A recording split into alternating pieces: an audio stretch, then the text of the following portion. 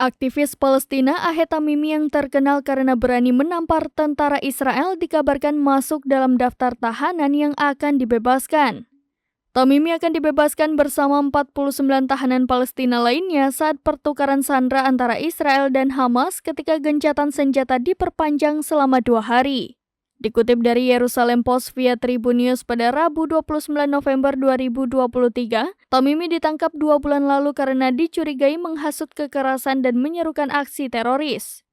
Tentara Israel mengonfirmasi kepada Tamimi pada Senin 6 November 2023 dalam penggerebekan di tepi barat. Seusai ditangkap, Tamimi dipindahkan ke pasukan keamanan Israel untuk diinterogasi lebih lanjut. Sebelumnya ia sempat mengunggah sebuah pernyataan kontroversial di Instagramnya. Dalam pernyataannya, Tamimi mencaci maki pasukan IDF yang mengatakan akan membunuh pasukan tersebut.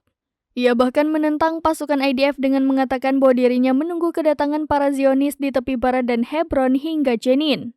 Tamimi dikenal karena videonya pada 2017 lalu yang menunjukkan dirinya berhadapan secara fisik dengan tentara IDF. Ia selama ini telah dikenal sebagai simbol perlawanan Palestina di kalangan pro-Palestina.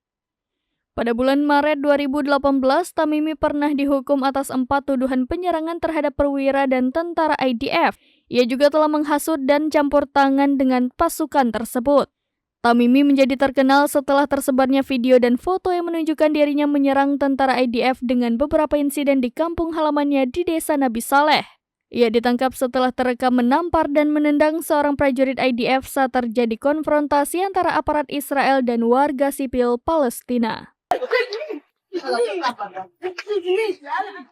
Download Tribun X sekarang, menghadirkan lokal menjadi Indonesia.